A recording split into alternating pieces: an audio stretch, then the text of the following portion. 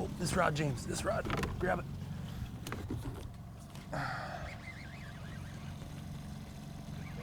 It's not a big fish, but it ain't a bad fish. Hey everyone, James Holst here, fishing today with Quentin Bierman. We're out in South Dakota and we really want to share a pretty cool pattern with you. And what we're doing is we're overcoming some tough conditions. We're out here on a natural lake, South Dakota. Typically you're going to want some good wind, overcast conditions if you can get it, to get these fish really pumped up. But on a day like today, when we're not able to get up into the trees to get after these fish because there's just not enough wave action to put them up there, what we're finding is if we troll cranks out off the steep breaks, out over the basin of this lake, we're able to put some real nice fish in the boat. So stick around, you're about to be hooked up with In-Depth Outdoors.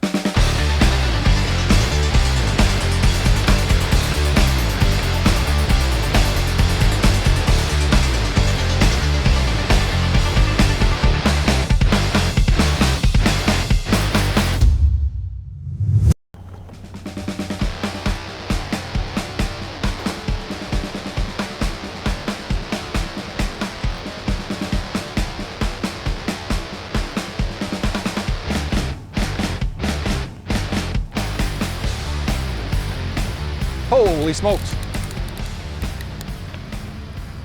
If we can get into the walleyes.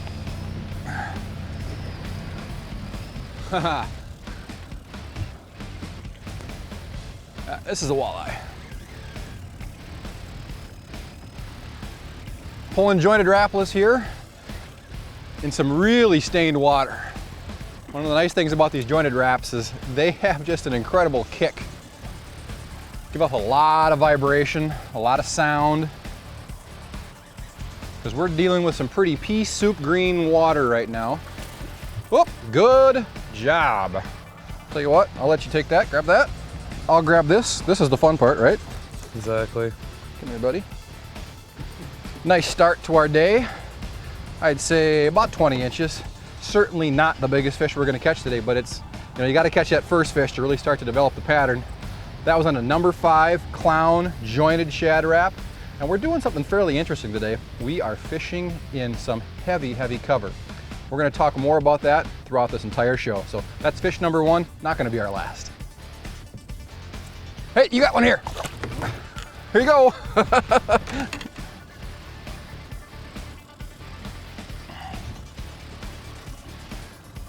Nicely done, sir. Yeah. I know you're gonna claim that was a rod holder fish, but it happens. Not a huge fish. You gonna be able to scoop that one, or you want a landing net? Yeah. He's hooked right in the corner of the mouth. I don't think he's gonna go anywhere. There you go. That's not a bad fish either. No. Pretty average. Jointed fire tiger. Yeah, we're barely crawling along right after you just caught that first one, so. Irresistible. Yeah. Good fish.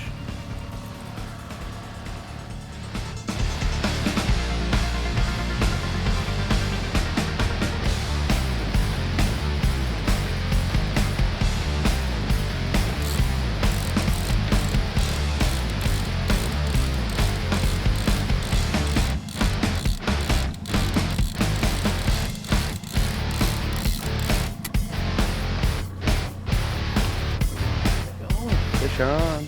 What, how many feet of line were you running? 75 foot line. Hanging out. Oh, crush double.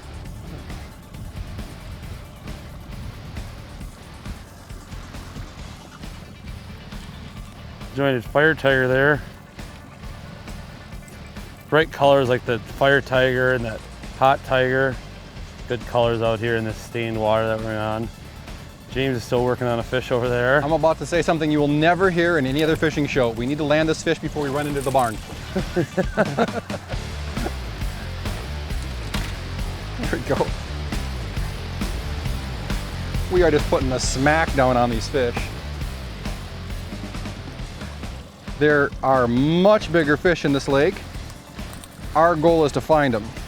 So far, we have found huge numbers of 18 to 21 inch fish. Most of the time, we'd be thrilled. But when the lake is known for 6 to 8 pounders, We've got some work to do yet. Bye. Now, look out for the barn. Good fish. A better fish. Would rip that rod holder right out. 120. Yeah. Going across that deeper water, we just set the line back. I was running this about 80 foot and seeing some fish down there and ran it back to 120. How deep were we in there, James? 22 foot. That bait does not get down 22 feet deep. No. Probably getting down there 15, 16 feet net. Yeah. He's up top now. I'll have it standing by. Yeah, these fish are definitely up in the column. What we're gonna do is we're just gonna stay out over this deeper water, this basin. Yeah. And just keep running circles. I mean, this is not a technique Switch that's, with you. well, this is not a technique that's limited to big water. People get so used to hearing about this technique, you know, like the Mille Lacs and Leech and Lake of the Woods. Every body of water goes through a period each year in the summer where the big fish go out over the deepest part of the lake and suspend. And that is a dandy. Nicely done. Tangle up over here, but gosh, nice fish.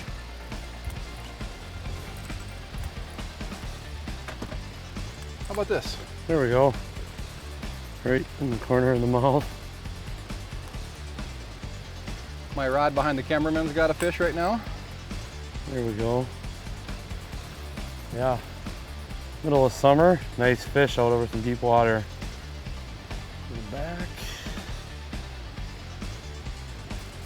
Away she goes. I got one right here too. This one is about the size of my thumb. In fact, if I had to guess, I'd say a perch come up, because we've slowed down. We're basically in idle mode now. And my guess is a perch come up and grab my crankbait, because it's not very big. But I think, oh, he just got off. Oh, oh, oh, oh. This is a walleye. That was a pretty good head shake. Oh, here. Deep water again. This is just such a universal pattern. This basin troll, this is not a deep, clear lake full of tullibees or ciscos or whitefish where you typically would, you know, equate this type of pattern. What's going on here, the weather is so hot, the weather is so calm, the fish have pulled out of the shallows and they're just clustered out over the deep water that's available here in the center of this lake. And it's just a big bowl. More than anything, you could basically look at this thing as like the center ring on a target. This is the 10 ring. Right in the middle of this dish pan is where all the deep water is. That's where all the quality fish are right now. The best way to approach trying to target these fish, throwing crankbaits, obviously. You gotta cover water. And of course, these fish are not near the bottom. Gonna need a scoop? I think I might, buddy. If you'd hop off, that might not be a bad idea. These jointed wraps, fished in this heavily algae-stained water, really stick out like a sore thumb. The fish are able to find these baits. Now, if we were running baits without rattles, that didn't have a real aggressive action, chances are we could pull these baits within a few feet of these fish and they'd never know they were there. You're not gonna overlook a number 5 jointed wrap when it goes swimming by you.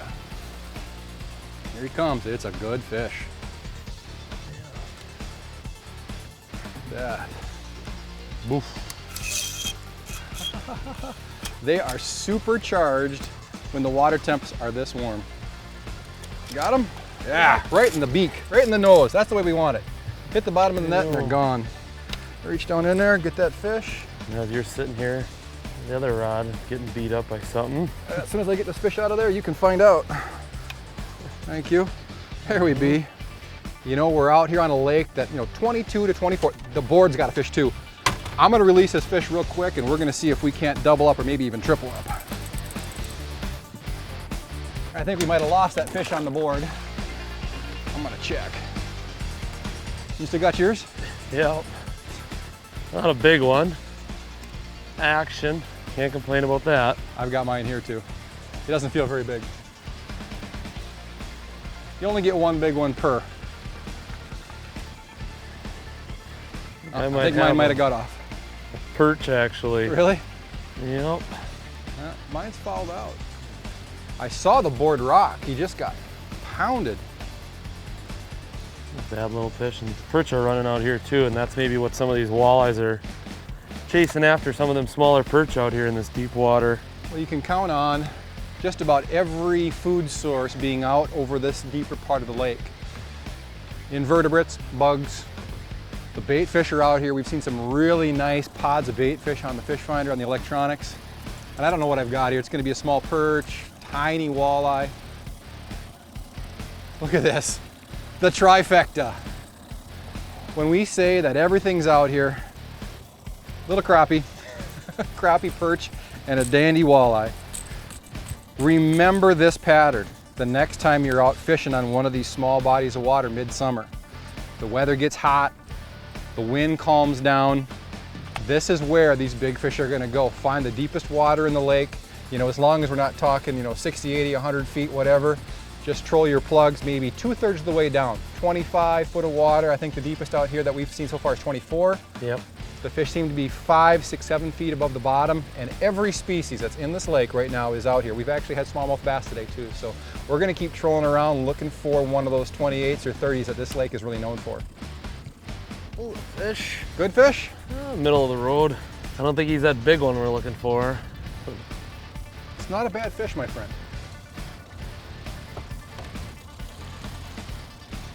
That fire tiger is just a fish killer. A great color out here, and there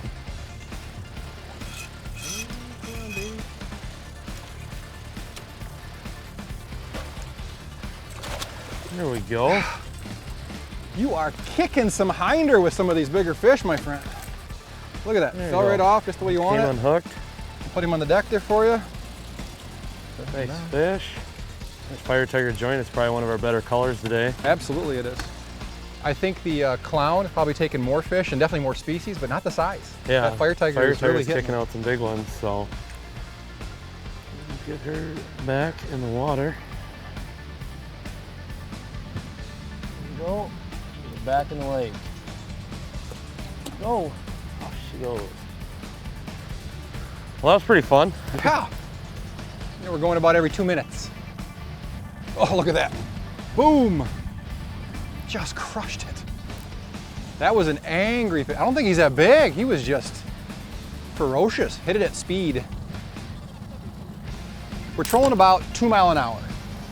Not a very fast trolling speed. A lot of times in the summer, faster trolling speeds make a lot of sense. It just seems like when we were going faster earlier, I was experimenting with 2.5, 2.7. We got just as many hits, but we were losing a lot of fish. The fish weren't coming up and getting the entire bait in their mouth. That could be due to visibility, because obviously the fish are actively feeding. They want to eat the bait. And it seemed like as soon as we slowed down, got around that 2 mile an hour range, our hooking percentage jumped way up, and we actually started catching some bigger fish. This is on that clown again. This is a new version of clown from Rapala.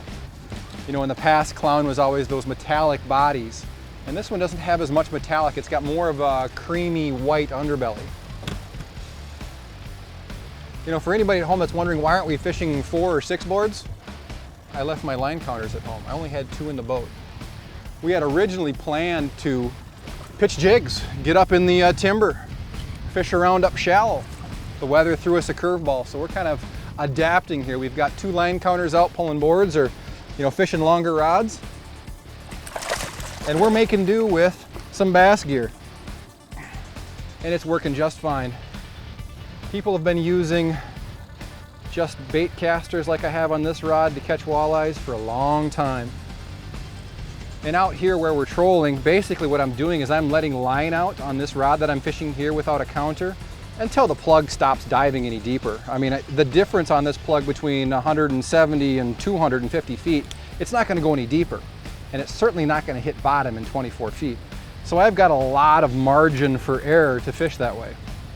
Certainly I'd prefer those line counters, but this is one of those deals where you can't pack everything, guys. And we're just making do with what we've got. See you later, sweetheart. Off he goes. About as fast as we can get all 3 lines out, get up to trolling speed, we're on fish. I'd hate to see what we'd be doing if we had 6 lines out. I think we would be chaos. Yes. So maybe it's actually a good thing. We talked about putting a 4th rod out, but we're hardly able to get all 3 lines out without getting a fish stuck up. So 4 rods would probably just complicate things. You know, this is just one of my bass reels. I've got 20-pound braid on there, Shimano Curado. I'm fishing it on a spinnerbait rod. This is a Loomis. It's working just fine. It's a little stiffer than I'd like it to be, but you know what? We're getting fish to the boat. Look at the difference in water clarity here. This is about a 50-yard difference along our trolling path, and the water does have some algae to it, but nothing like what we were seeing just 50 yards to the north. And it's as if these fish are running that real pronounced break in water clarity. They're not too deep into it, but they're not out in this clearer water. They're right on that edge. So very often, everything about fishing is about edges, whether it be a temperature gradient or a sharp break, an edge that goes from shallow to deep. Fishing is about finding edges, and in this case, it's just where is the water clarity different. Decent fish? A little bit better. Like net better? I don't think so. It's basically right back on that waypoint where we had that last one.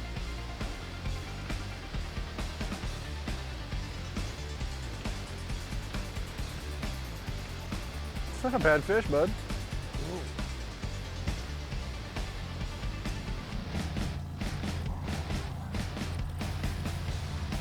A bad eye. Fire tiger joining. Back in. Run this line back out there to 125 feet, just right where we caught the last one, and see if we can get another one. A little better fish. We're out here, well, we're a little bit shallower than we have been. You know, earlier today we had just no wind. Everything we did was find the deepest water we could find in this lake and troll suspended baits. And now we're just fishing the edges of the bowl. 24 is the deepest water in this lake. We're in 17 right now. With a little breakup of the light penetration, with this little bit of wind we have, the fish have moved a little bit shallower. But I would easily guess we've caught 30, 35 walleyes. And we spent the first half of the day pitching jigs. You know, that's why we started to troll, because the handwriting was on the wall. We were not going to catch fish shallow today with the conditions we have. But you know what? The world gives you lemons, you make lemonade. My lemonade looks like this. That's a nice walleye. Certainly not the biggest fish we've had today, but I tell you what, we have caught so many quality fish. That fish is being so well behaved. Pop that crankbait out of there. Just a beautiful South Dakota walleye on a day when anybody fishing shallow is going to be struggling. Come on, sweetheart. Off you go. You know, the great thing about this pattern, once you get the crankbait depths figured out, I mean, we're doing doubles and triples. And the one thing to remember is we are not fishing these crankbaits on bottom. Even when the fish move up a little shallower, we're shortening up the leads. Most of the rods now are running about 50 to 60 feet of line out over 18 to 20 foot of water. These plugs are only running down about 10 feet deep. The walleyes are spread throughout the water column. There's such a heavy algae bloom that that actually cuts down the light penetration. And what we're seeing mixed throughout the water column is a lot of bait fish. So these walleyes are up chasing this bait across this fairly featureless basin. We came here to fish up tight in the flooded timber you see behind me, but on a day like today with absolutely no wind, a guy has to adjust, and we put together a pretty tight pattern today.